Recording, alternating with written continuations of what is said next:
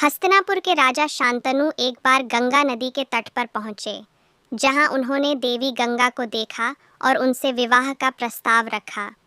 गंगा ने शर्त रखी कि विवाह के बाद राजा उनके किसी भी कार्य में हस्तक्षेप नहीं करेंगे और कोई प्रश्न नहीं पूछेंगे। राजा शांतनु ने यह शर्त स्वीकार कर ली और दोनों का विवाह संपन्न हुआ।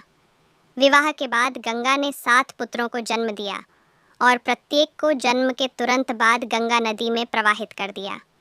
राजा शांतनु ने अपनी प्रतिज्ञा के कारण इस पर कोई आपत्ति नहीं जताई। जब 8वें पुत्र का जन्म हुआ और गंगा उसे भी नदी में बहाने लगी, तो राजा शांतनु अपने आप को रोक नहीं सके और उन्होंने इसका कारण पूछा। इस पर गंगा ने बताया कि उनके ये 8 पुत्र वसु थे, जिन्हें आर्षि वशिष्ठ ने श्राप दिया था। गंगा उन्हें उनके श्राप से मुक्त करने के लिए ऐसा कर रही थी। 8वें वसु द्यू को एक पूर्ण मानव जीवन जीना था, इसलिए गंगा ने उसे राजा शांतनु को सौंप दिया। 8वें पुत्र का नाम देवव्रत रखा गया, जो आगे चलकर भीष्म पितामह के नाम से प्रसिद्ध हुए। गंगा ने उन्हें आर्षि वशिष्ठ से वेदों की शिक्षा और परशुराम से युद्ध कौशल सिखवाया। युवा होने पर गंगा ने देवव्रत को राजा शांतनु को सौंप दिया, जो उन्हें देखकर अत्यंत प्रसन्न हुए।